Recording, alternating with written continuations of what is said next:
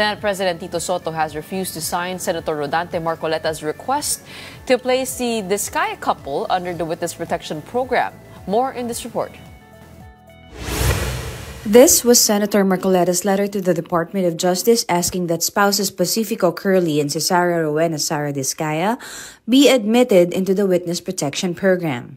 Dated September 8, the letter bore Marcoleta's signature, but notably, there was no signature from Senate President Tito Soto. In an interview with 1PH's Sa Totoo Lang, Soto said they cannot qualify as state witnesses unless they return what they allegedly stole and provide complete testimony.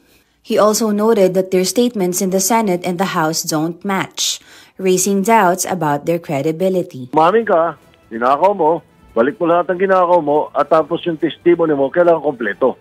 Hindi kalahati.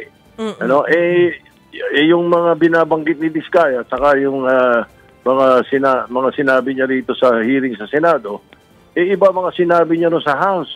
O, pagkatapos hindi kumpleto. No, ba't ko naman pipirmahan niya, i-recommend ako mag-state witness? Sige nga, explica nila sa akin. So, paano mo papayag? Before this, the Diskaya's lawyer admitted they were hoping to secure inclusion in the DOJ's protection program, insisting their clients were not being selective in naming officials allegedly involved in kickbacks from flood control projects.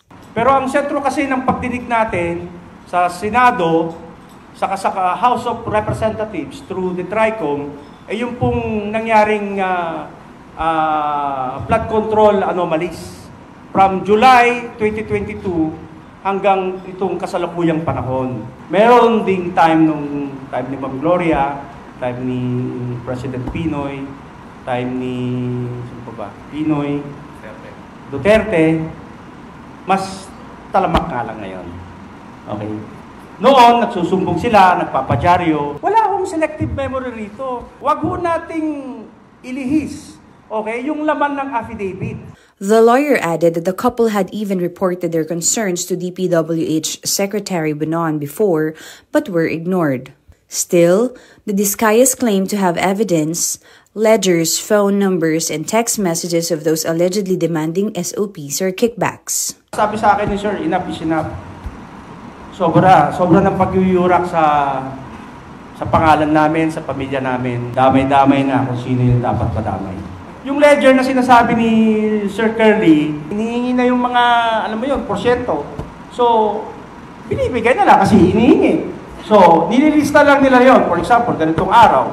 Hindi ho niya isasakripisyo yung buhay niya, yung pangalan niya, kung hindi niya kayang panindigan.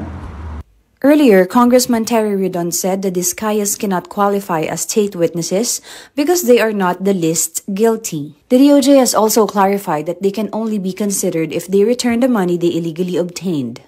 Meanwhile, Senate President Soto also addressed questions over the custody of Bryce Hernandez, a detained witness. He said he allowed Hernandez to be brought to Pasay City Jail following the House of Representatives' request, noting that compromise is sometimes necessary in interchamber relations.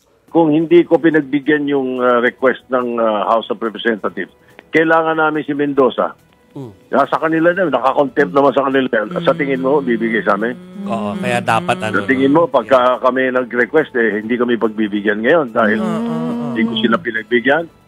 Alam mo yun, alam mo, hindi lang ang politika, ang leadership, siyempre meron kang tinatawag na compromise.